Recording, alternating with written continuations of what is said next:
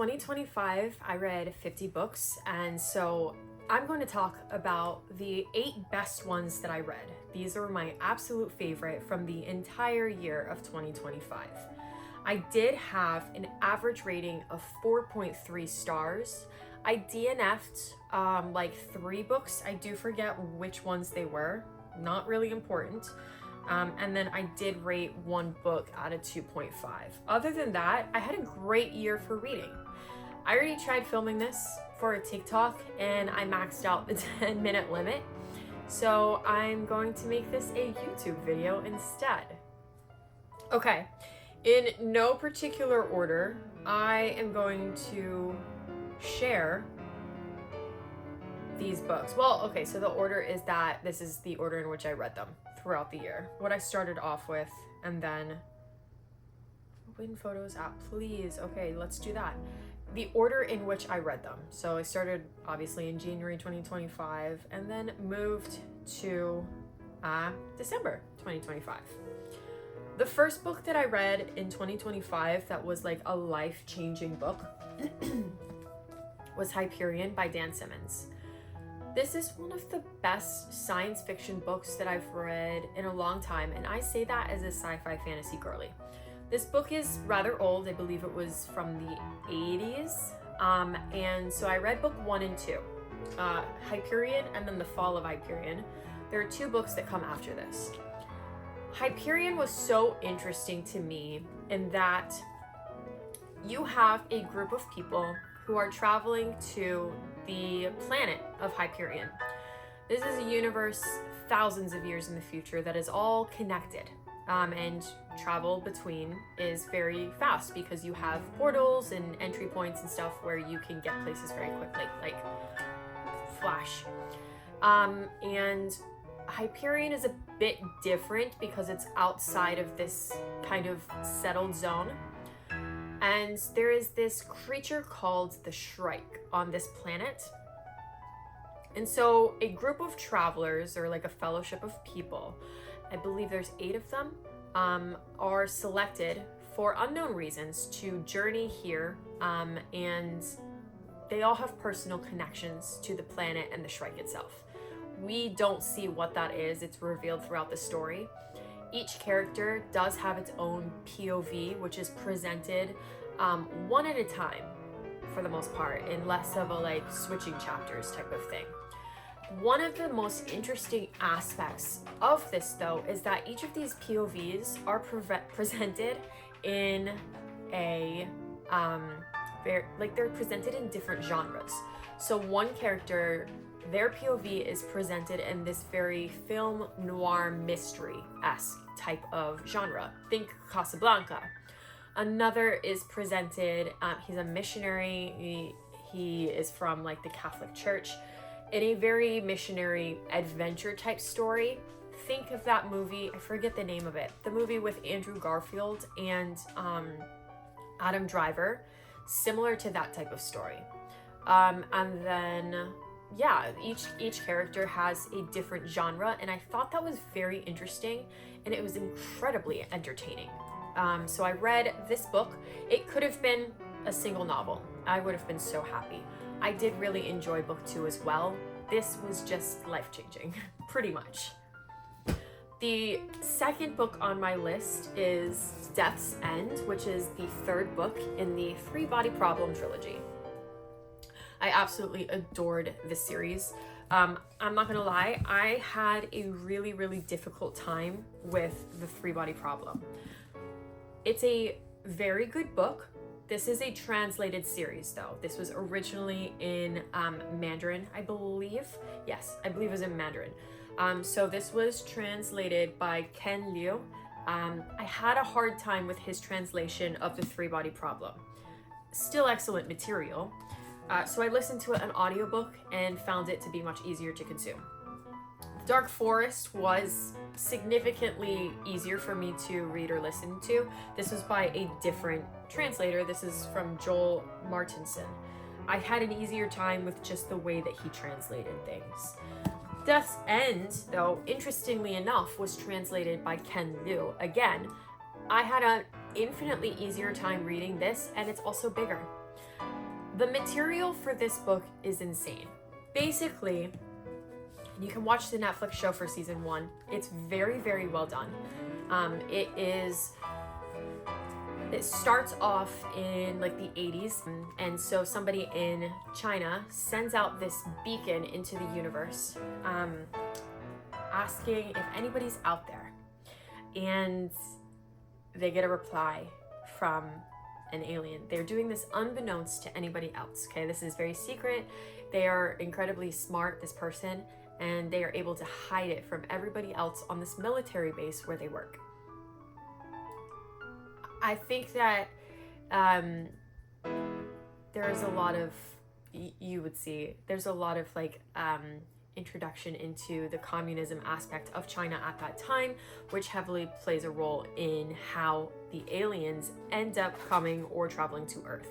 The story itself revolves around how humanity reacts to an impending sense of doom, because these aliens are coming, their own planet is trapped in this cycle of destruction and planetary extinction events.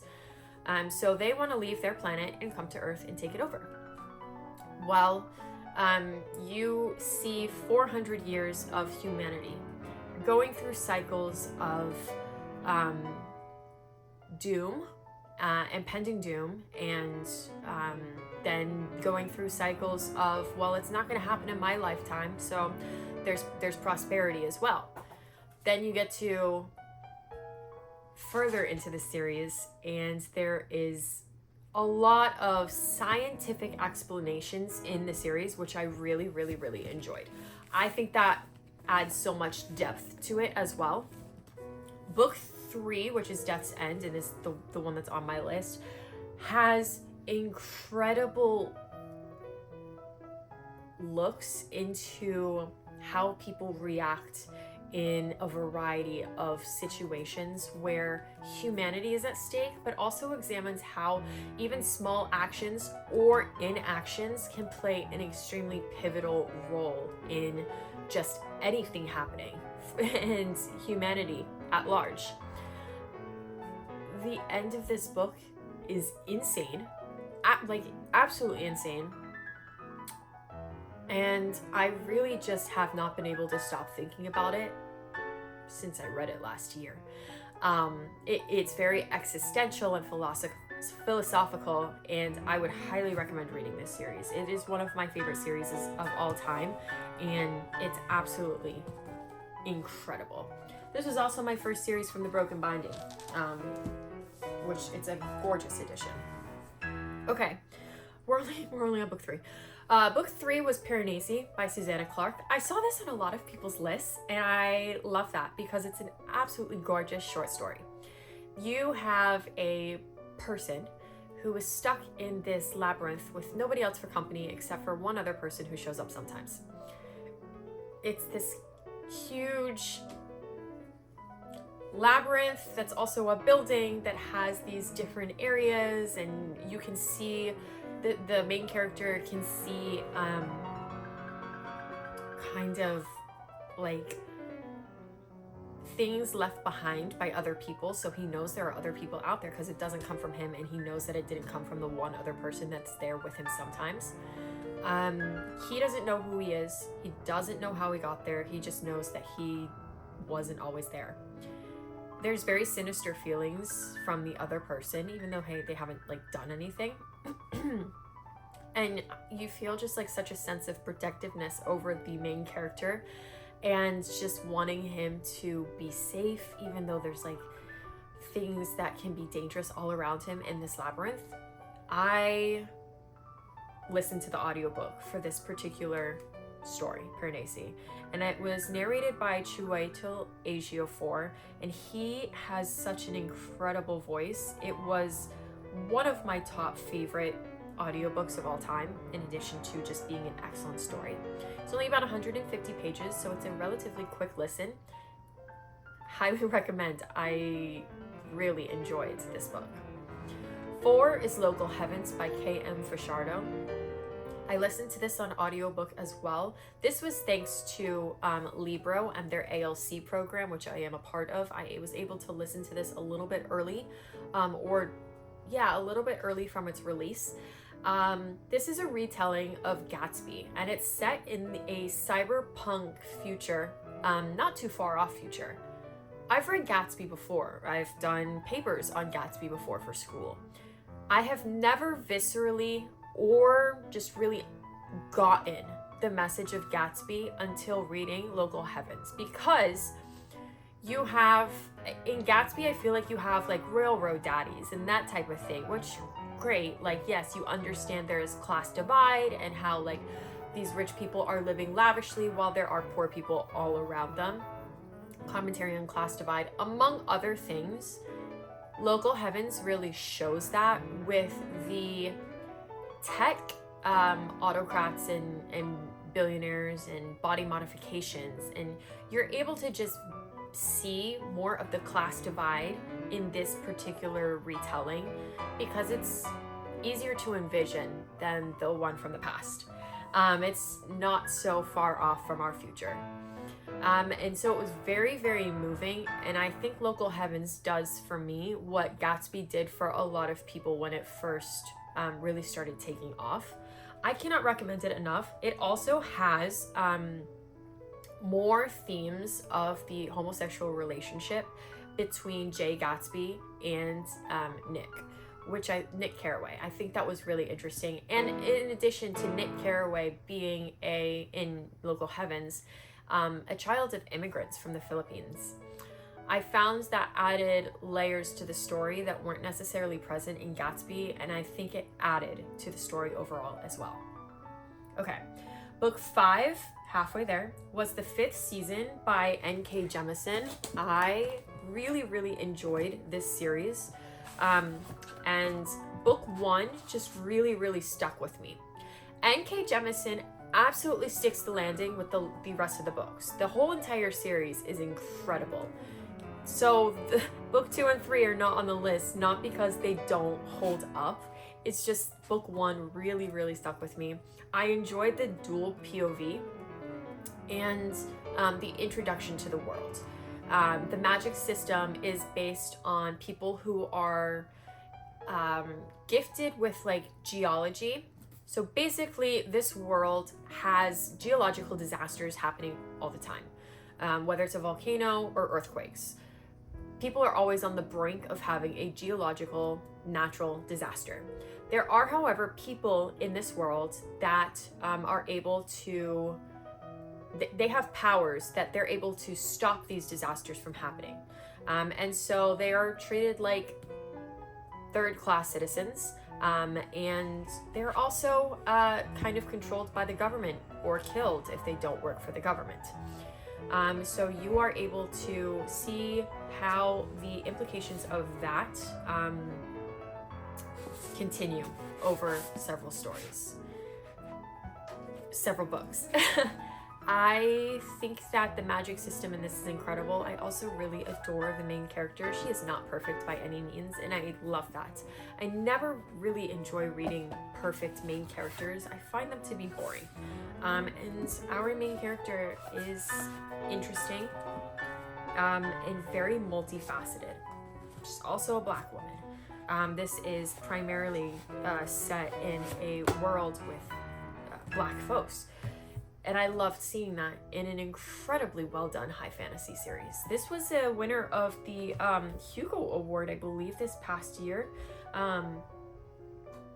Yeah, this won the Hugo and the Nebula Awards, which was absolutely incredible. Very excited about that. Next on my list, which is 6, is The Last Ballad of Hope. This is book 3 in the Time of Dragon series by Philip C. Quaintrell. I read The Last Ballad of Hope as an e-arc. Philip sent it to me himself. I adore these books so much, and so I just asked him if he could send it to me, and he was kind enough to do that. The Time of Dragon series feels very Fellowship of the Ring, specifically Fellowship of the Ring, where you have this group of people who are set out on a mission.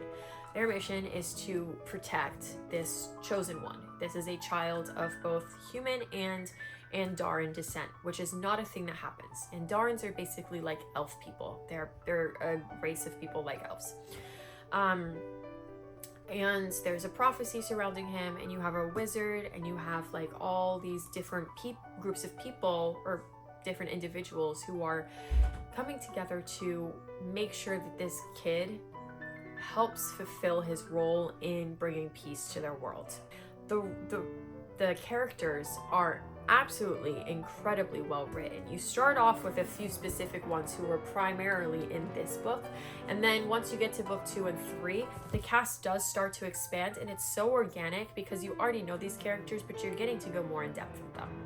Book 3, which is the last Ballad of Hope, is on my list because Philip has a culmination of the work that he has laid out in the previous 2 books.